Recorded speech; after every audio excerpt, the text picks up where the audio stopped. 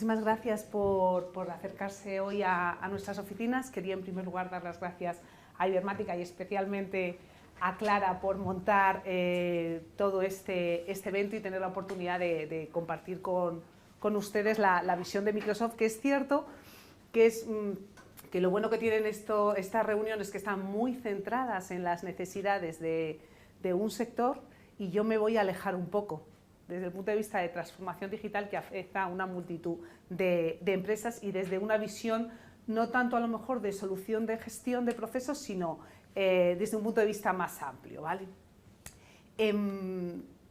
¿Cuál es la misión un poco que busca Microsoft dentro de su negocio? Pues al final lo que queremos es crear herramientas que las personas y las organizaciones puedan desarrollar todo su potencial. Ese es realmente el objetivo final de nuestra compañía, además muy enfocado y liderado por nuestro CEO, que es un poco el artífice de toda esta misión, que además va tanto desde la gran compañía a la pequeña, porque realmente vemos que los retos son exactamente los mismos, simplemente la pequeña empresa probablemente esos retos necesita hacerlos desde un punto de vista más rápido y más económico.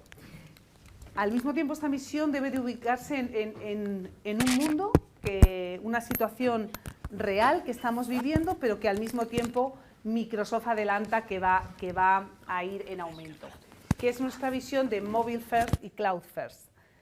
Entendiendo, cuando Microsoft dice movilidad siempre, ¿no? Lo primero no es tanto desde un punto de vista de casi un dispositivo, ¿no? De que me gusta este dispositivo, me gusta este otro, sino la movilidad desde un punto de vista que ha provocado la propia nube, es decir, que en cualquier sitio puedes estar conectado y que esa conexión y esa interacción que tú realizas en cualquier momento y desde cualquier lugar debería ser lo más amigable posible, y encontrar que los dispositivos no fueran una barrera a la hora de conectarte, independientemente del formato en que lo hagas.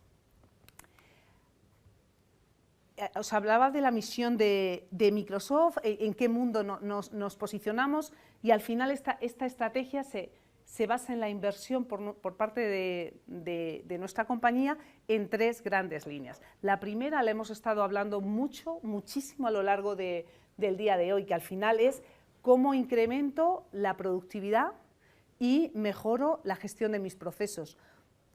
Cuando hablamos de soluciones de gestión y veíamos Transvidasoa, que nos comentaba su propia experiencia implementando Dynamics NAV, no deja de ser un ERP, pero al final la visión es muchísimo más amplia cuando lo integras con el resto de herramientas de productividad. ¿Qué buscamos al final? La mejora en la gestión de procesos, desde un punto de vista de mejora en la que él mismo comentaba, su gerente, en la gestión de los costes, pero evolucionamos desde una posición en el que antes era básico, y lo sigue siendo, por supuesto, la mejora en la gestión de los costes, pero para ir a un modelo en el que en el incremento de la productividad te da muchos más beneficios que los que incluso en un primer momento te habías planteado desde un punto de vista único de reducción de costes. Las líneas de inversión en las soluciones de gestión de Microsoft son las mismas, tenemos la misma jefatura de producto que las herramientas de comunicaciones y productividad. De ahí que a día de hoy sea independiente el producto que un cliente quiera elegir, porque realmente todos son muy parecidos. Lo que importa es que sea fácil de utilizar y que respondan los procesos a la demanda y a la necesidad que tiene en ese momento el cliente.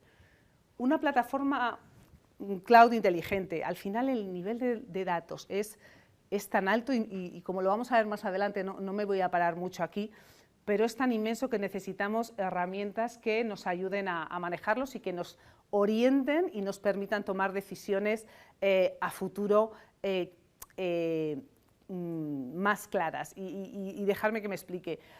Antiguamente, hasta hace nada, realmente se cogía siempre los históricos, la información que tenía tu ERP o la solución integrada o no que utilizabas. Y era mirar históricos.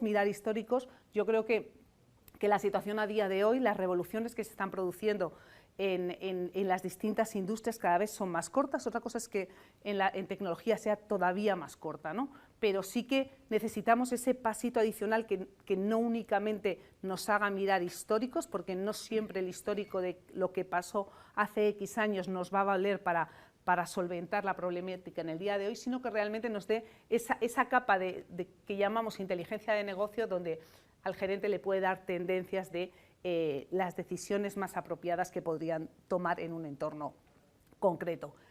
Informática muy personal, esto lo comentaba un poco antes en el tema de mobile first, ¿no? De la movilidad, es lo primero, que al final es herramientas, bueno, para empezar, que nos dejen aunar bien nuestra vida personal y nuestra vida profesional, porque al final todas se entremezclan en los mismos dispositivos y en la misma necesidad de conexión, que al finalmente lo que nos lleva a, como comentaba antes, que el uso que se haga sea, independientemente del dispositivo, siempre sea lo más adecuado posible, lo más flexible y amigable.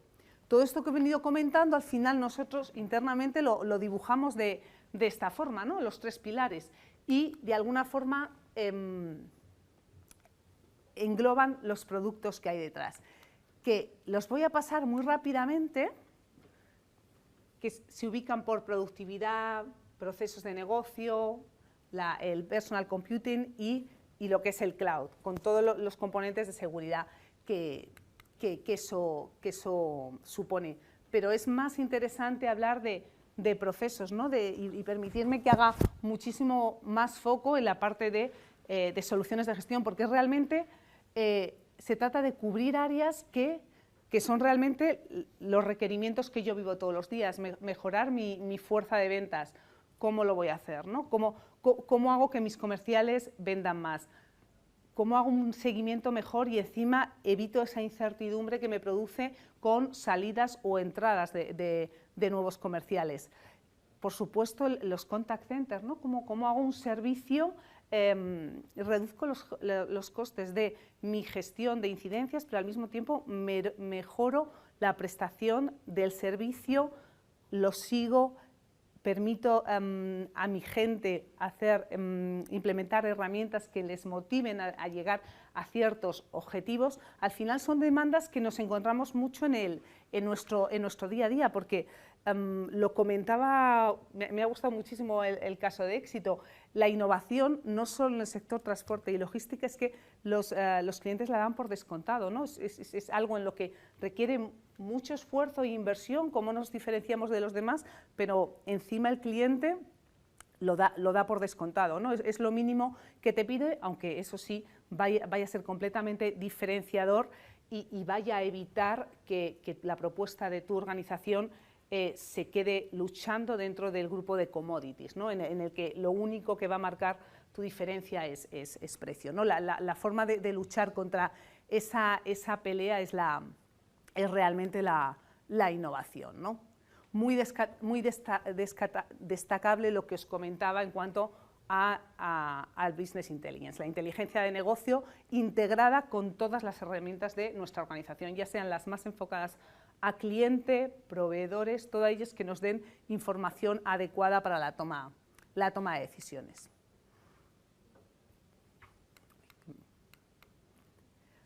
Al final todo esto que comentaban no lo inventa Microsoft, no deja de responder a la situación que estamos viviendo hoy en día.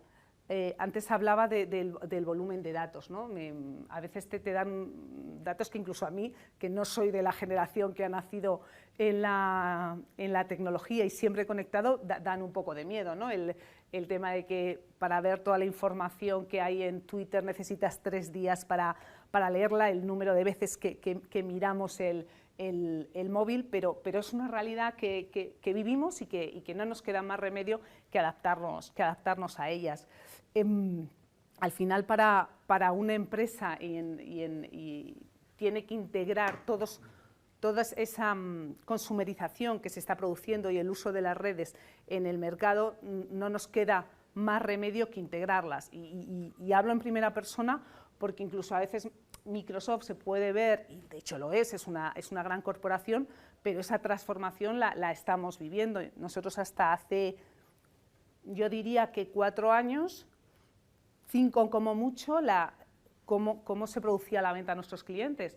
Pues nosotros, si establecíamos el ciclo de ventas entre 20, 40 y demás, los cogíamos muy al inicio, ¿no? El cliente se dejaba coger, ¿no? O nos llamaba o le llamábamos nosotros, y a partir de ahí empezaba ese ciclo de ventas de la manita, ¿no?